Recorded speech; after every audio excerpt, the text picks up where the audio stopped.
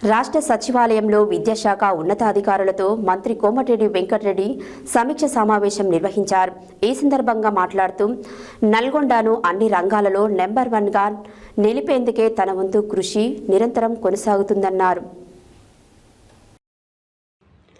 రాష్ట్ర సచివాలయంలో విద్యాశాఖ ఉన్నతాధికారులతో మంత్రి కోమటిరెడ్డి వెంకటరెడ్డి సమీక్ష సమావేశం నిర్వహించారు.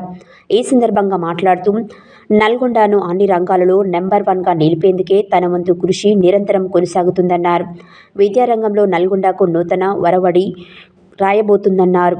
నల్గొండలో ఫార్మసీ కాలేజ్, లా కాలేజ్ స్థాపన తన చిరకాల కోరిక అని ముఖ్యమంత్రి రేవంత్ రెడ్డి సహకారంతో విద్యా వ్యవస్థలో సమూల మార్పులు తెస్తున్నామని అన్నారు. మహాత్మాగాంధీ యూనివర్సిటీ అభివృద్ధికి 60 కోట్ల రూపాయలు, గ్రాండ్ యూనివర్సిటీలో ఫార్మసీ, ఎల్ఎల్బి, ఎల్ఎల్ఎం కోర్సులకు చర్యలు ప్రారంభమయ్యాయన్నారు. ప్రభుత్వ కాలేజీలు, స్కూల్ మౌలిక సదుపాయాల బలోపేతంపై దృష్టి సారిస్తున్నామని, 3 దశాబ్దాలుగా నల్గొండ ప్రజలు చూపిన ప్రేమను రుణంగా భావిస్తున్నానన్నారు. వారి అభివృద్ధికే తన ప్రతి అడుగు నడుస్తుందన్నారు. ఈ సమావేశంలో విద్యాశాఖ ప్రధాన కార్యదర్శి యోగితా రాణా, ఉన్నత విద్యా commissioner Devasena, Mahatma Gandhi university VC Altaf Husain, ఇతర అధికారులు ఈ సమీక్షలో పాల్గొన్నారు.